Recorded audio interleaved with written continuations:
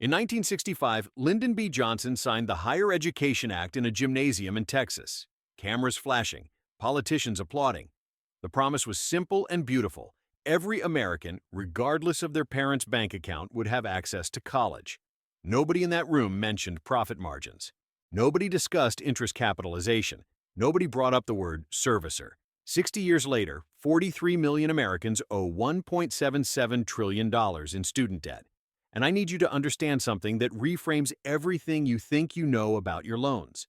That debt was never engineered to be paid off. It was engineered to be managed, forever. The difference between those two words is the difference between freedom and a financial prison with no walls.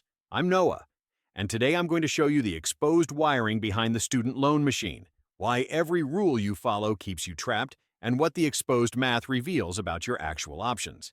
Let's start with a question nobody asks. What is a student loan, actually? It's not a mortgage. With a mortgage, there's collateral.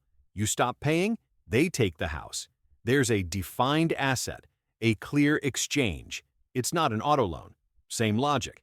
The car secures the debt. A student loan is collateralized by something different. It's collateralized by you, by your future labor, by decades of your earning potential signed away at 18 years old, before your brain was fully developed, before you'd ever paid rent or held a salary negotiation or understood what compound interest actually does to a balance over time. You didn't take out a loan. You took out a lien on your life. Here's what I mean. Federal student loans cannot be discharged in bankruptcy. Did you know this wasn't always true? Before 1976, student loans were treated like any other debt. You could file bankruptcy, wipe them out, start over. Then Congress changed the rules. The justification was that students were abusing the system, filing bankruptcy right after graduation to dodge their obligations. The actual data? A Government Accountability Office study found that less than 1% of student borrowers were doing this. Less than 1%. But that narrative, that story of irresponsible young people gaming the system, was enough to lock the door forever. Now here's where I need you to pay close attention. If student loans could be discharged in bankruptcy, lenders would have to assess risk. They'd have to ask, can this 18-year-old realistically repay this amount with this degree from this school in this job market? And if the answer was no, they wouldn't lend. But they don't have to ask that question, because they will get paid regardless. You cannot escape. Death is the only true discharge, and even then, your cosigner might still be on the hook. The removal of bankruptcy protection wasn't about responsibility. It was about removing all risk from the lender and transferring it entirely to you. Every dollar they lend is guaranteed by your future, whether that future materializes or not. I graduated in 2019 with $63,000 in federal loans for a communications degree. My first job paid $41,000 annually, before taxes, before rent in a city where entry-level jobs actually existed, before everything. During college, I was told this was an investment. The word investment was used constantly. Invest in yourself. Invest in your future.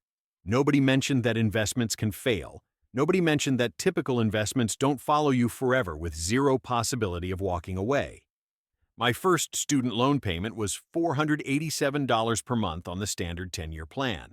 My take-home pay after taxes was about $2,700 monthly. I was supposed to hand over 18% of my net income before I bought groceries. So I did what millions of borrowers do. I enrolled in income-driven repayment. This is presented as relief, as a compassionate option for borrowers who can't afford standard payments. The marketing is warm and helpful. Pay what you can afford. We'll base it on your income. After 20 or 25 years, whatever's left gets forgiven. Let me show you what this actually does. On the standard 10-year plan, my $63,000 at 5.8% interest would cost me approximately $81,000 total. $18,000 in interest. Painful but finite. A decade of payments and freedom. On income-driven repayment, my initial payments were $187 monthly. Felt manageable. Felt like breathing room. But here's the trap. My interest was accruing at $305 monthly.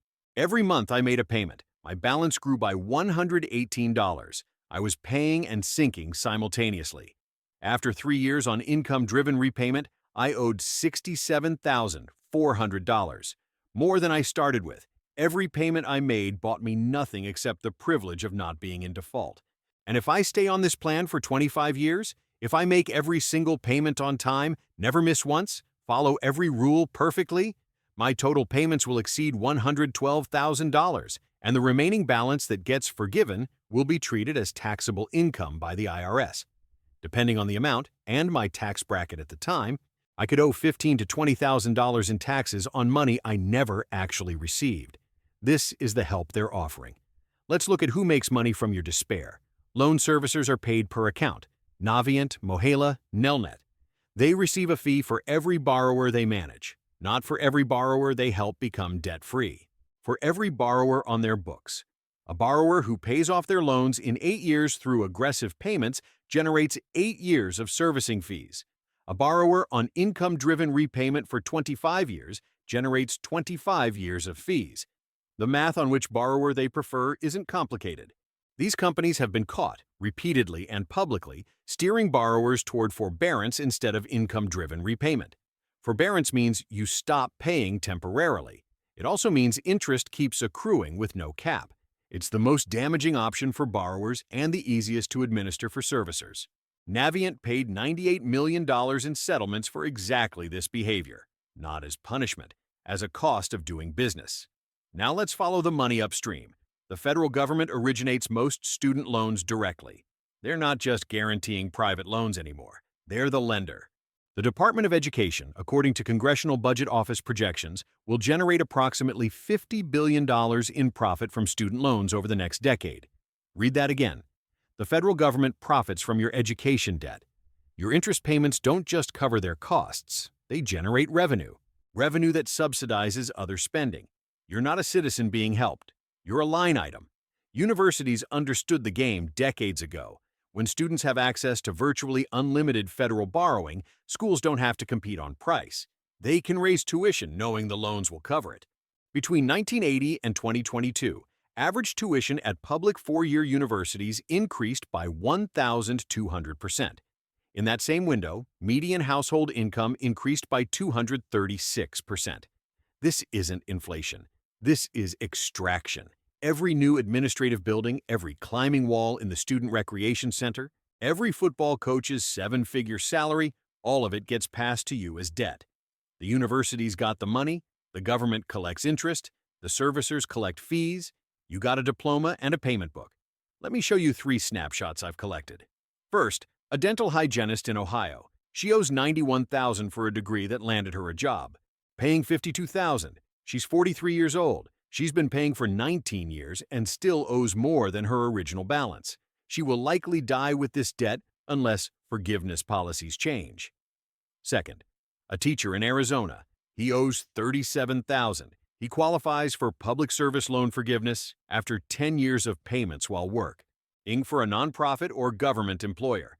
He's been paying for 11 years. He applied for forgiveness. Denied. Wrong payment plan type. His servicer never told him he was on a plan that didn't qualify. He's starting the 10-year clock over at 41. Third, a software developer in Texas. She owes $123,000 from a graduate degree. She makes good money, $147,000 annually. But she lives in Austin, where a one-bedroom apartment runs $2,000. She has no consumer debt, no car payment, and she will not be debt-free until she's 46, assuming no career interruption, no recession, no life. 3 people, 3 different incomes, 3 different stories. Same system grinding them down. What does this debt actually steal from you beyond money? It steals your risk tolerance. You cannot take the startup job with equity instead of salary. You cannot bet on yourself. You need predictable paychecks to meet predictable payments. It steals your geography. You cannot move to the city with better opportunities if that city costs more. You're pinned by the math. It steals your relationships. The average wedding costs $30,000. The average engagement ring, $5,000. You're supposed to build a partnership while one or both of you drag 6 figures of negative net worth into the merger. It steals your time, not just the hours worked to make payments. The mental space. The background process constantly running calculations. Can I afford this? What if something breaks? How many years until I'm free? It steals your children, not whether you can physically have them, whether you can afford them. The average cost of raising a child to 18 is $310,000, not including college. Millennials are having fewer children than any previous generation. They're not less maternal or paternal. They're doing math. And here's what I've never heard anyone say out loud. The entire system depends on you feeling individual shame for a collective failure.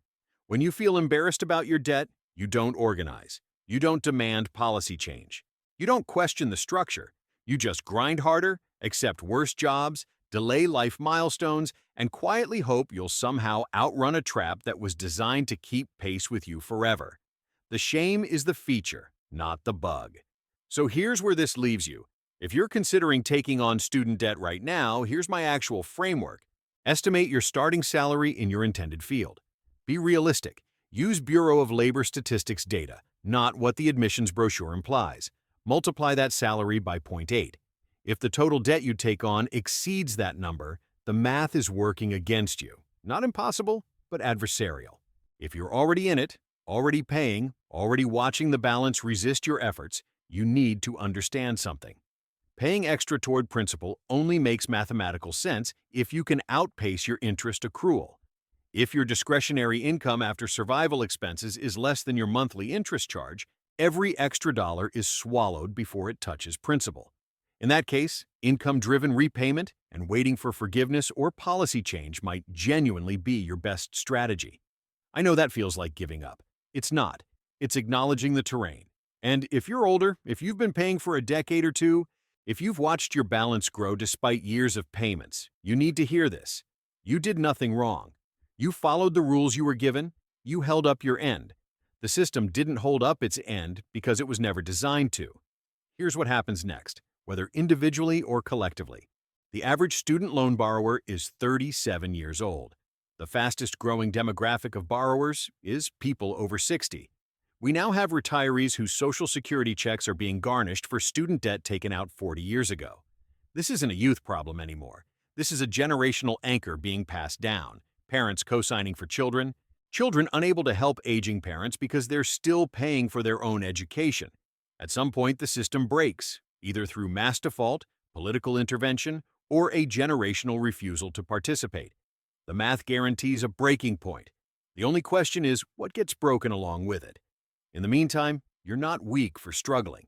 You're not financially illiterate for being confused by a system designed to confuse you. You're not a failure for being unable to solve a problem that was engineered to be unsolvable. You're someone standing in the middle of a machine that was built before you were born, fed by your ambition, maintained by your shame, and profitable precisely because you keep believing the next payment will be the one that turns things around. It won't. Not the way the rules are written now. But understanding that, really understanding it, is where something different starts. Not hope, not despair, just clarity. And clarity is the one thing they never wanted you to have.